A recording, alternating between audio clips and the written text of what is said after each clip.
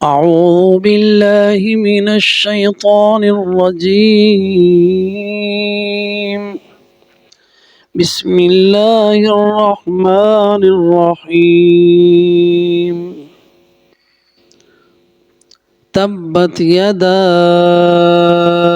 أبي لهب وتب ما أغنى عنه ماله وما كسب سيصلى نارا ذات لهب وامرأته حمالة الحطب في جيدها حبل من مسد.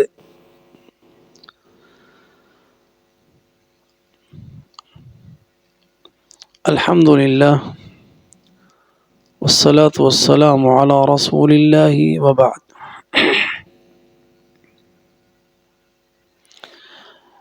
یہ سورہ ابتدائی عہد میں نازل ہوئی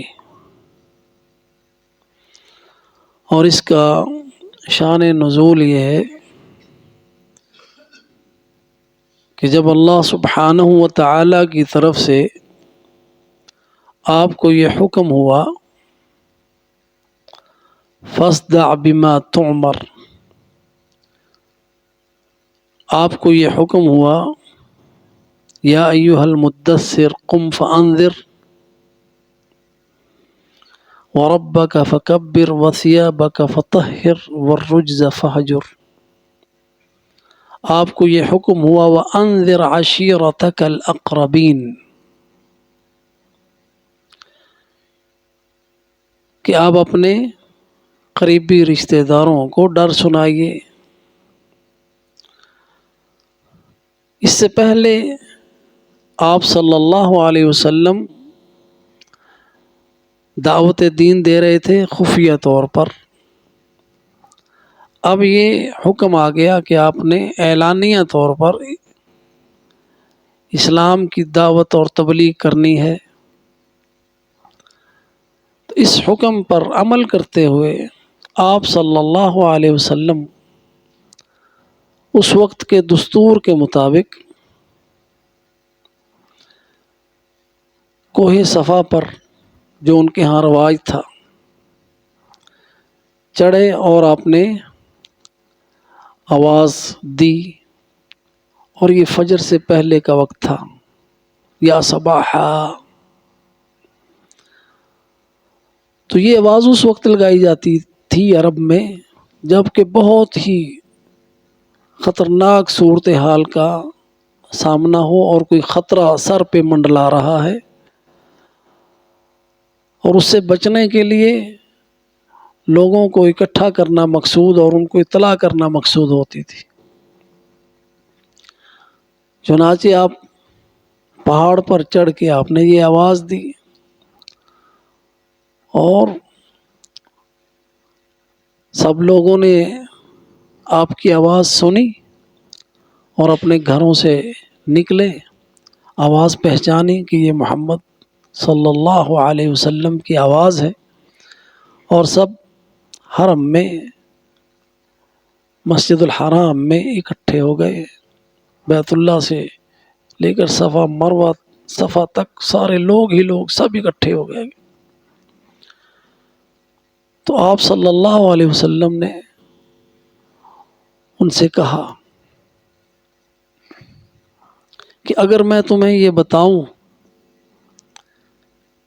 کہ اس پہاڑ کے پیچھے دشمن ہے، یسبحکم و یمسیکم، جو صبح کے وقت یا شام کے وقت تم پر حملہ آور ہو جائے گا، اکنتم تصدقوننی، کیا تم میری بات کو مانو گے؟ سب نے کہا بلا وما جربنا علیک الکذب، کبھی ہم نے آپ کی زبان سے جھوٹ سنا ہی نہیں۔ تو آپ نے فرمایا انی لکم نذیر مبین، میں تمہیں اللہ کے عذاب سے ڈرانے والا ہوں، اس عذاب کے آنے سے پہلے تمہیں تنبیہ کر رہا ہوں، ڈرا رہا ہوں۔ تو جب یہ بات آپ صلی اللہ علیہ وسلم نے کی، سب لوگ خاموش رہے، صرف ایک شخص بولا، وہ آپ کا چچا تھا ابو لہب۔ کہنے لگا تبا لک الہذا جمعتنا، تیرے ہاتھ ٹوٹ جائیں، تو نے ہمیں اس لیے جمع کیا تھا۔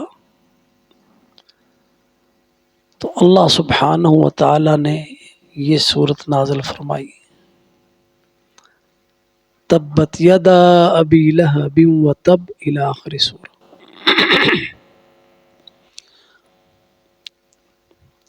تبت تباہی، خسران، گھاٹا، ہلاکت، اور اردو میں اس کا معنی یہ کیا جاتا ہے تبت یدا ابی لہب وتب، ٹوٹ گئے دونوں ہاتھ ابو لہب کے اور وہ ہلاک ہو گیا۔ ما اغنی عنہ مالہ وما کسب، نہیں کام آیا اس کے اس کا مال اور جو اس نے کمایا۔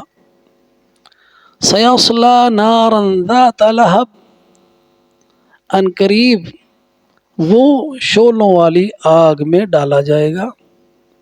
وامرأتہ حمالۃ الحطب، اور اس کی بیوی لکڑیاں اٹھانے والی۔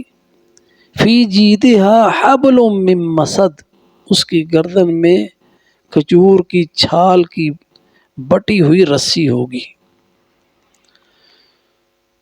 تو یہ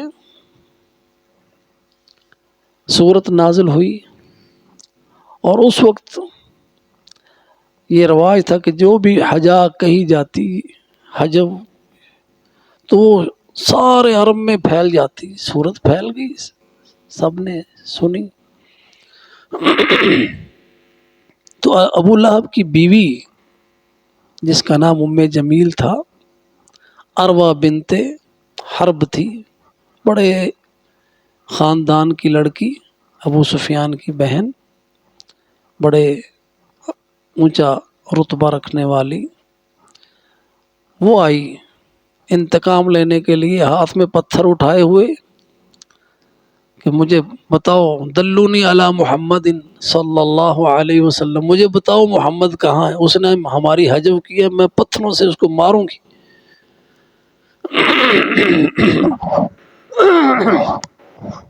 یہ کہتی ہوئی وہ حرم میں آتی ہے، اور نبی صلی اللہ علیہ وسلم بیٹھے ہوئے ہیں بیت اللہ کے ساتھ ٹیک لگائے، اور آپ کے ساتھی حضرت ابو بکر صدیق، جو ہمیشہ آپ کے ساتھ رہتے تھے،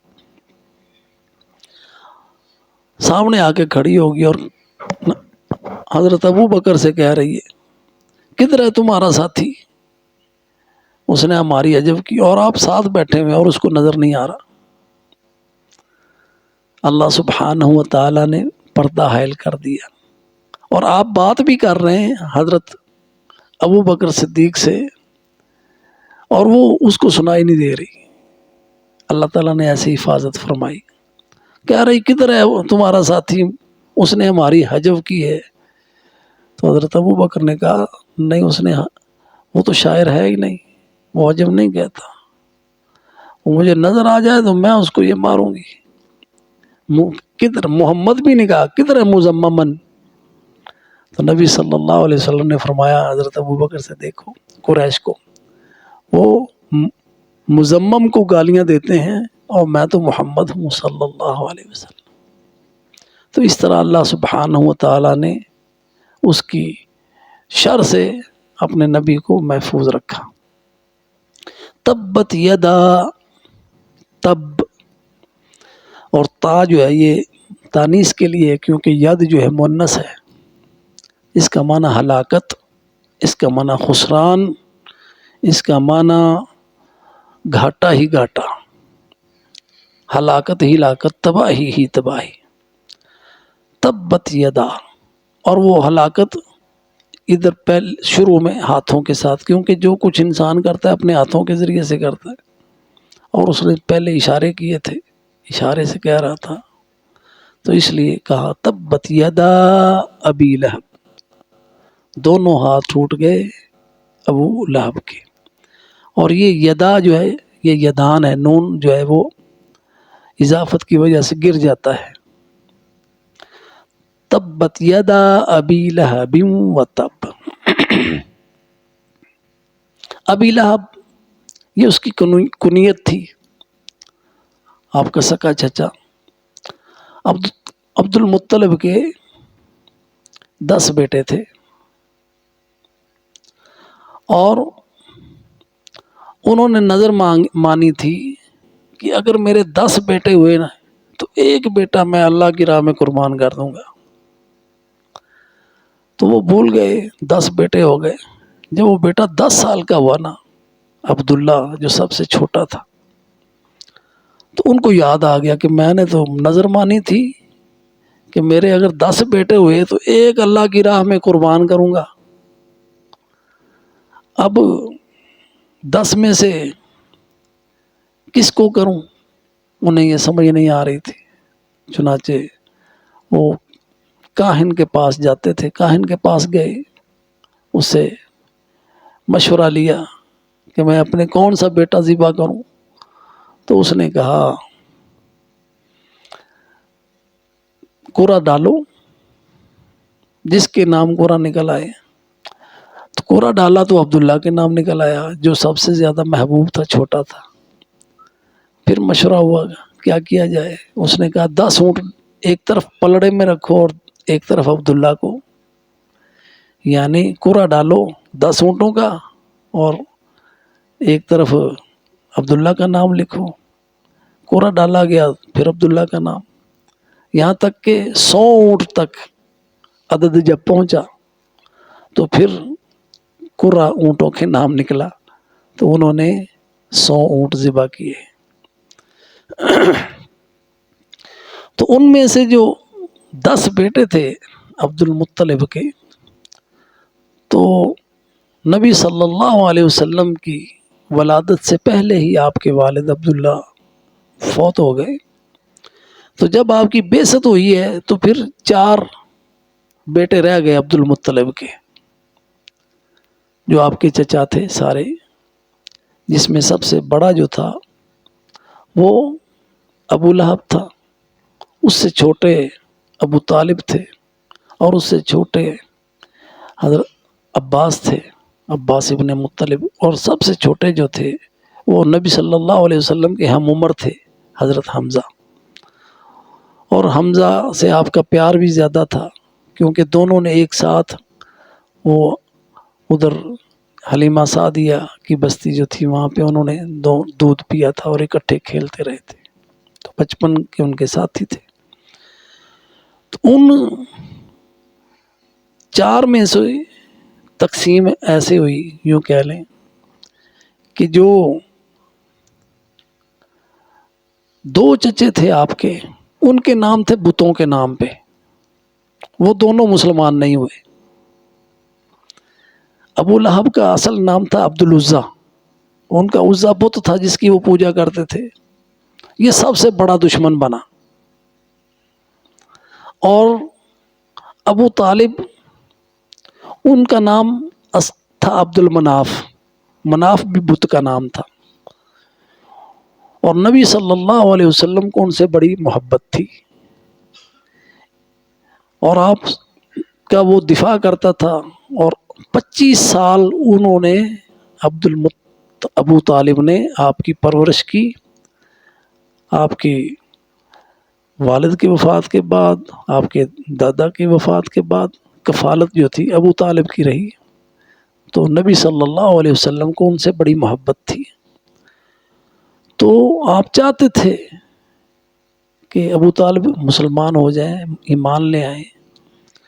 اور جب ان کا آخری وقت آیا، پورا گھر ان کا بھرا ہوا تھا، نبی صلی اللہ علیہ وسلم داخل ہوئے، سارے قریش مکہ بیٹھے تھے، اور ابو جہل اس کے پاس بیٹھا تھا ابو طالب کی. تو آپ کو جگہ نہیں مل رہی تھی آنے کی پاس. آپ قریب آئے ہجوم کو اور کہا چچا لا الہ الا اللہ کہہ دے. ابو جہل وہ تلقین کر رہا تھا، کیا تو اپنے آبا و اجداد کے دین کے اوپر محمد کے دین کو ترجیح دے گا؟ آپ کہتے رہے کہ میرے کان میں کہہ دے، میں اللہ کے ہاں آپ کی سفارش کروں گا، حجت قائم ہو جائے گی. لیکن ان کے آخری کلمات تھی کہ اعلیٰ دین آبائی، میں اپنے آبا و اجداد کے دین پر، جس کا آپ نبی صلی اللہ علیہ وسلم کو بہت دکھ رہا، اور سال بھر دکھ رہا. اس لیے اس سال کو عام حزن بھی کہا گیا، عام الحزن، جس سال ابو طالب فوت ہوئے. تو اسی شان میں وہ آیت بھی اتری، انکا لا تہدی من احببت ولکن اللہ یہدی من یشاء. اے رسول صلی اللہ علیہ وسلم، جس سے آپ محبت کریں آپ اس کو ہدایت نہیں دے سکتے، لیکن اللہ جس سے محبت کرے، اللہ جس کو چاہے ہدایت دیتا ہے. تو نبی صلی اللہ علیہ وسلم کی محبت تھی آپ کے چچا کے ساتھ، وہ رشتہ داری کی وجہ سے اور ان کے احسانات کی وجہ سے تھی. اور ابو طالب حضرت علی کے والد تھے، اور حضرت علی کی پرورش نبی صلی اللہ علیہ وسلم نے ان کے احسان کے بدلے میں اپنے گھر میں کی. اور اللہ سبحانہ و تعالی نے کے حکم سے، کہ اذن سے، حضرت علی کا نکاح نبی صلی اللہ علیہ وسلم نے اپنی بیٹی فاطمہ سے کیا.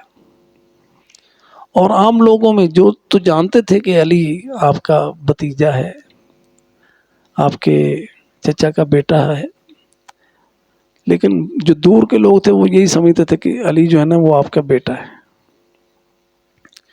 تو خیر، تو یہ ابو لہب جو تھا سب سے بڑا دشمن تھا، عبد العزیٰ اس کا نام تھا. اور اس کی بیوی جو بھی تھی وہ بھی آپ دشمنی میں آپ سے کم نہیں تھی. نبی صلی اللہ علیہ وسلم کی راہ میں کانٹے بچھایا کرتی تھی. حمالۃ الحطب اسی لیے کہا، کانٹے دار جھاڑیاں لاتی اور نبی صلی اللہ علیہ وسلم کو تکلیف دینے کے لیے آپ کے راستے میں بچھاتی. اور ابو لہب کا یہ کردار رہا کہ نبی صلی اللہ علیہ وسلم لوگوں کو کہتے قولوا لا الہ الا اللہ تفلحوا، آپ یہی کہتے جا رہے. اور ان کے پیچھے پیچھے ابو لہب وہ یہ کہہ رہا ہے یہ جھوٹا ہے، یہ صابی ہے، اس کی بات نہ ماننا، میں اس کا چچا ہوں، میں اس کو زیادہ جانتا ہوں، یہ جھوٹا ہے، اس کی بات نہ ماننا. تو پیچھے پیچھے وہ ابو لہب کا یہ کردار رہا. اور اس کا نام جو ابو لہب پڑا وہ اس وجہ سے تھا کہ وہ خوبصورت تھے، خوبصورت تھا، چہرہ شعلے کی طرح جیسے انگارہ ہو اس طرح دہکتا ہوا، سفید، اور اس کے اوپر زردی جیسے گولڈن کلر کا بندہ ہے اس طرح کا ان کا رنگ تھا، خوبصورت تھے.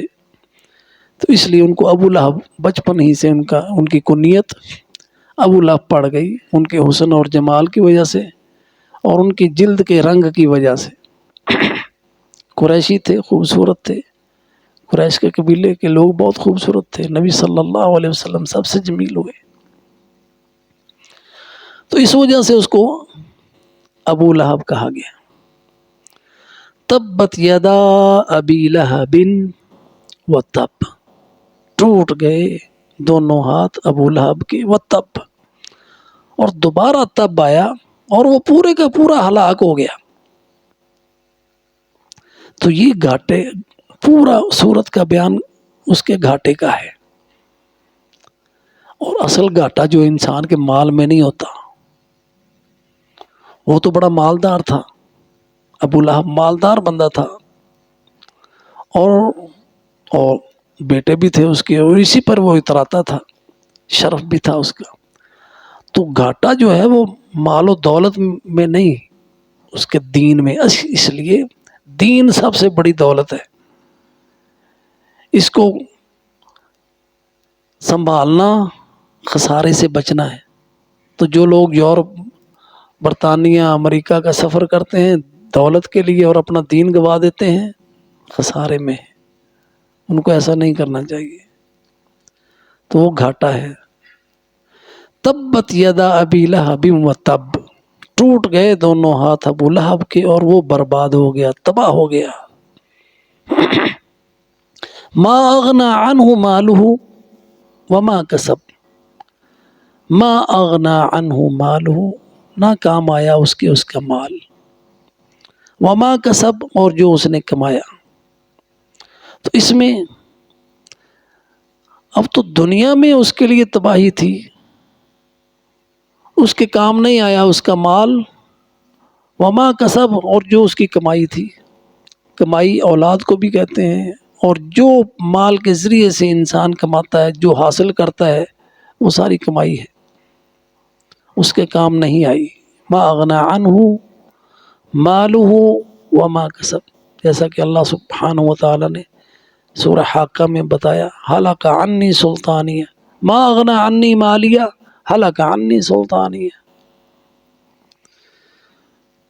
اور کافروں کے بارے میں بتایا، لا یغنی عنہم اموالہم واولادہم من اللہ شیئا، کافروں کے مال اور ان کی اولادیں کچھ کام نہیں آئیں گے اللہ کے عذاب سے بچانے کے لیے۔ تو اس کا مال اور جو اس نے کمایا تھا اس کے کام دنیا میں بھی نہیں آیا، اور اس نے تو ایک بار کہا تھا نا، تبا لکا، نبی صلی اللہ علیہ وسلم کو کہا تبا لکا، تو اللہ سبحانہ و تعالی نے پوری صورت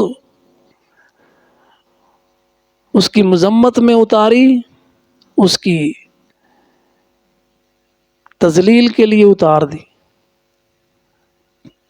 تو جو لوگ نبی صلی اللہ علیہ وسلم کے بارے میں زبان دراز کرتے ہیں، جو یورپ کے لوگ کارٹون بناتے ہیں، ان کا کیا حشر ہوگا؟ تو وہ ابو لہب ایک کردار ہے،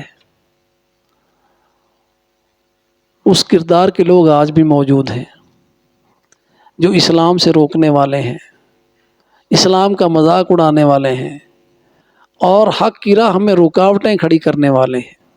ان کا انجام وہی ہوگا جو ابو لہب کا ہوا۔ دنیا میں کیا انجام ہوا اس کا؟ عبرت ناک انجام۔ بدر میں وہ شریک نہیں ہوا تھا، لیکن اس کو اتنا صدمہ ہوا کہ وہ بیمار ہو گیا۔ بدر کی شکست کا جو مشرکین مکہ کو ہوئی، اور اسے ایسی بیماری لگی کہ اس کے جسم پر پھوڑے نکل آئے، بدبودار، جس کی بدبو دور دور تک آتی تھی، اور وہ چھوت والے تھے، لوگ ڈرتے سے اس کے قریب جانے سے کہ اگر اس کے پاس گئے تو یہ بیماری ہمیں لگ جائے گی۔ سارا جسم اس کا گل گیا، بدبو آتی تھی، اور پھوڑے بنے ہوئے تھے جیسے چیچک کے اور اس طرح کے تعاون کی ہوتے ہیں بڑے بڑے پھوڑے۔ جتنا اس کا حسن تھا سارا اللہ تعالیٰ نے دکھا دیا۔ تو اسی مرض میں وہ مر گیا، اور اس کو دفنانے کے لیے اس کے بیٹے اس کے پاس نہیں جاتے تھے جس پر وہ اتراتا تھا۔ ما اغنى عنہ مالہ وما کسب، 3 دن تک لاش یوں سمجھ مکہ میں پڑی رہی، وہاں پہ اتنی گرمی ہوتی ہے کہ اس سے بدبو آنے لگی، پورے مکے میں بدبو پھیل گئی۔ لوگوں نے آر دلائی اس کے بیٹے کو، سنبھالو اپنے باپ کو،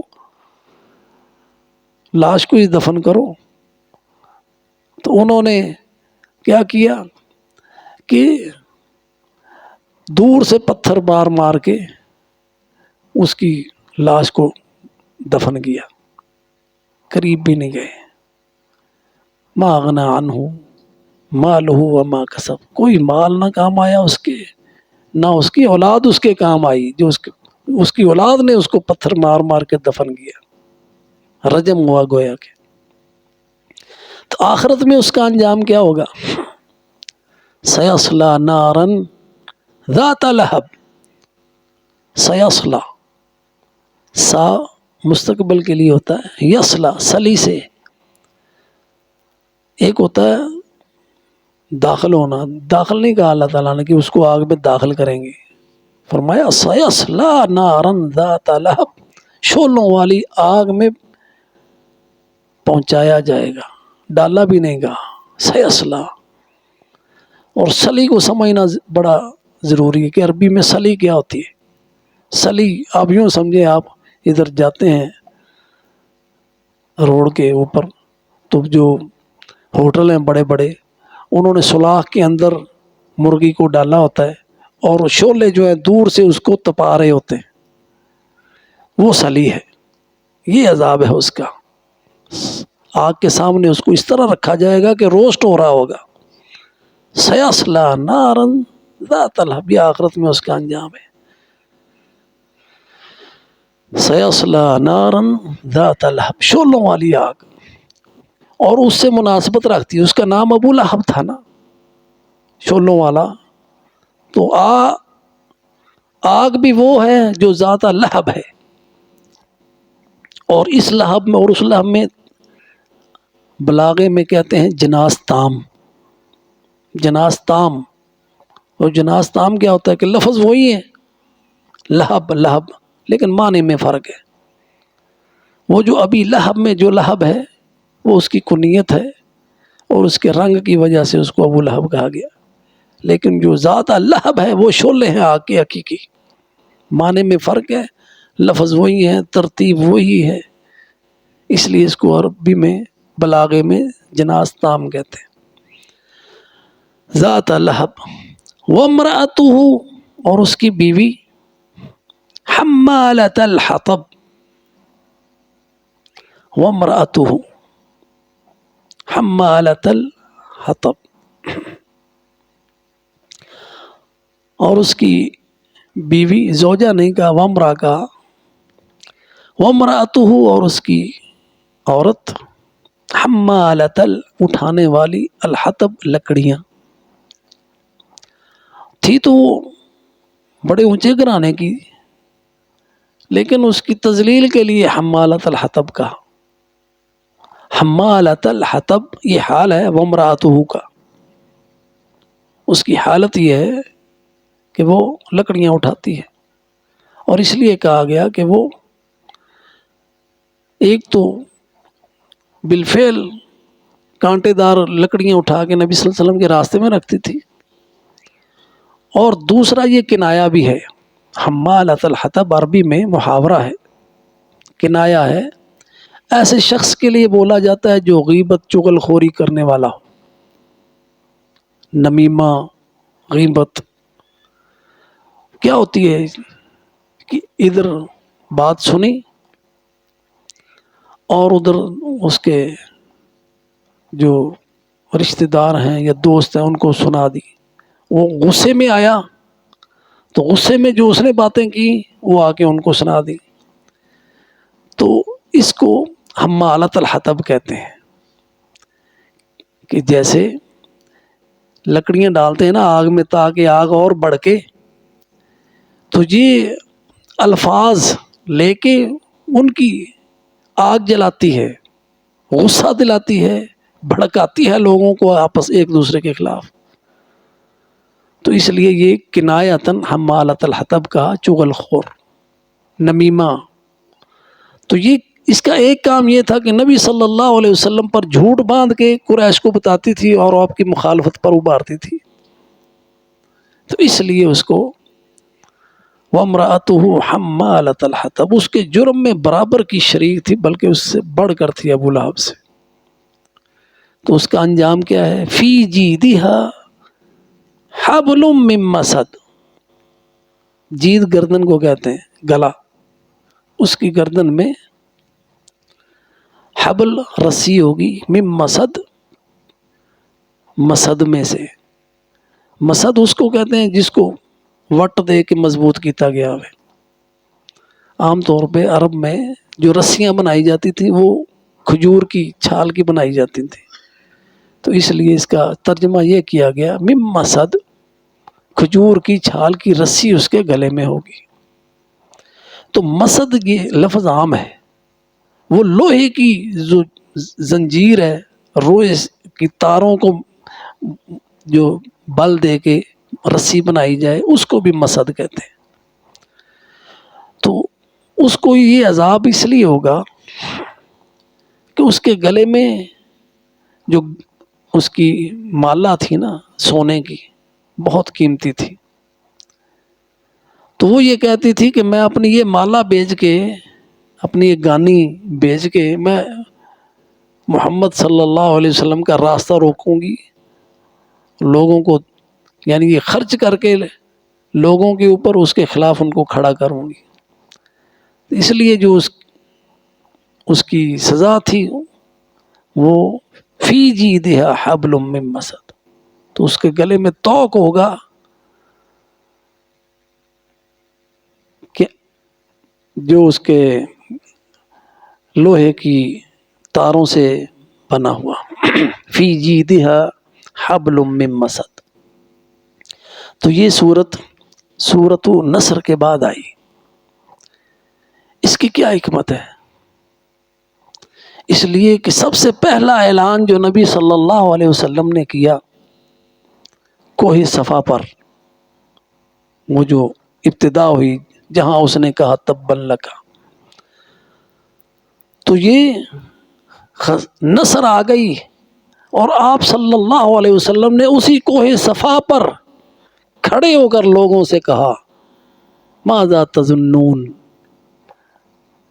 ما انا فاعل بکم، میرے بارے میں تمہارا کیا خیال ہے، آج میں تمہارے ساتھ کیا سلوک کروں گا. یہ فتح مکہ کا دن نبی صلی اللہ علیہ وسلم نے جب بت توڑے اور اعلان کیا جاء الحق وزہق الباطل، اور نبی صلی اللہ علیہ وسلم کہہ رہے تھے الحمدللہ الذی نصر عبدہ وہزم الاحزاب وحدہ، اور آپ صلی اللہ علیہ وسلم اپنی اونٹنی پر سوار ہو کر شان کے ساتھ داخل ہو رہے ہیں اور عاجزی کرتے ہوئے آپ کا سر جو ہے وہ اونٹنی کے کجاوے کے ساتھ لگ رہا ہے. آپ کو اسی پہاڑ پر کھڑے ہو کر یہ اعلان کرتے ہیں آج سارے عرب کے مشرک اکٹھے ہوئے ہیں حرم شریف میں اور آپ ان سے مخاطب ہیں، بتاؤ آج تمہارے ساتھ میں کیا سلوک کروں، میرے بارے میں کیا سمجھتے ہو. کہنے لگے اخن کریم، اب یاد آ گیا کہ آپ ہمارے بھائی ہیں کریم. تو آپ نے فرمایا میں وہی بات کہوں گا جو یوسف نے اپنے بھائیوں سے کہی تھی لا تثریب علیکم اليوم. تو اس لیے اس کی ساری جتنی کوشش تھی رائے گاں گئی اور اللہ سبحانہ و تعالیٰ نے اپنے دین کو فتح عطا فرمائی، نصرت عطا فرمائی. آج بھی سارا کفر اکٹھا ہو کے اسلام کا راستہ روکنے کی کوشش کر رہا ہے، لیکن نصرت اور غلبہ اسلام کا ہوگا، چاہے وہ کتنے بھی مالدار ہیں. نبی صلی اللہ علیہ وسلم تو نادار تھے نا، وہ تو مالدار تھا، اس نے سارا مال خرچ کیا لیکن اسلام کا راستہ نہ روک سکا. اسی طرح آج سارا یورپ اکٹھا ہو کر مسلمانوں کے خلاف لگا ہوا ہے، وہی کام کر رہا ہے جو اس کی بیوی کرتی تھی. چغل خوریاں، مسلمانوں کو کہنا کہ یہ دہشت گرد ہیں، مسلمانوں کے اندر اپنے جاسوس چھوڑنا اور ان کی تذلیل کرنا اور ان کی راہ میں رکاوٹیں کھڑی کرنا، ان کو ایذا پہنچانا. پورے یورپ نے اپنا وتیرہ بنایا ہوا ہے، لیکن ان کے سارے مال خرچ کرنے کے باوجود ان کو ذلت و رسوائی ہوگی اور اسلام کی فتح ہوگی انشاءاللہ.